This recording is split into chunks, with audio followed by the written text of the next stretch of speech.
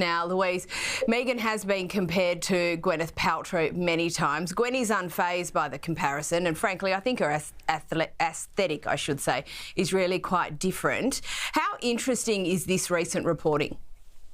Well, Gwenny's got a new movie out, her first movie in 15 years. So she's done a beautiful shoot and interview with Vanity Fair and addressed the comparisons that have been made between Meghan and herself. And as you say, she's completely unfazed by them and actually makes a point of saying that, you know, she was raised to bring women up and not tear them down. Obviously, her mother is Blythe Danner, who's also a famous Hollywood actress. And, you know, Gwenny's all for more people in this space. I think she feels quite confident as CEO of Goop, which of course began as a newsletter, you know, in 2008, that she's got her heritage, she has a footprint, and Meghan's really not going to chip away at that at all. So, you know, I think in a way they're Montecito neighbours, but I don't think they're really good mates. And I think Meghan has to work on that because obviously having Gwenny in her corner would be very good for her. And it's interesting that this Meghan-Gwyneth comparison, it even made it to the US talk show The View. Some people like her, some people hate her, some people don't care.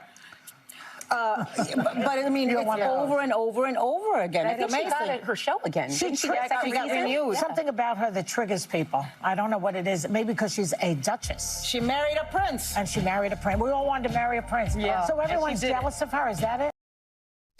Pandora, it's interesting because Joy Behar also can be quite triggering herself. But that aside, the perceptions in pop culture around Meghan do vary, although everyone seems to acknowledge that she's polarising. Is that right?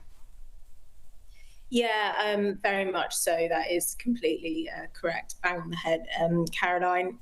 The issue is with Meghan, whether you like her or dislike her or approve of what she's doing, don't approve of what she's doing, she's in constant conversation. And also because her link with the royals, she hits every single different type of media, from traditional media through to gossip, tabloid media as well. So she's constantly coming up in conversation. And I think that does trigger people because everyone's got their own opinion on Meghan. One thing that was interesting from the talk show is they did say this is all stemming from jealousy. I'm not sure how much of that I believe. I'm not sure people would actually be that jealous of Meghan's life at the moment. We can all see that she's been trying to do loads of different things. She's obviously having a PR crisis. She doesn't know from which year to the next about what exactly route that she's going. She's had continuous change of staff.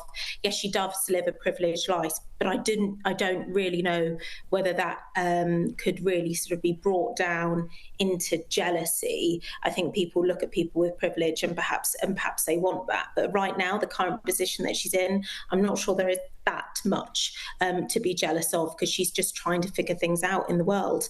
But yeah, they did make quite an interesting conversation together. And of course, I mean, we speak about Meghan every week. Your opinions on her still catch the headlines. And that is what Meghan is great at.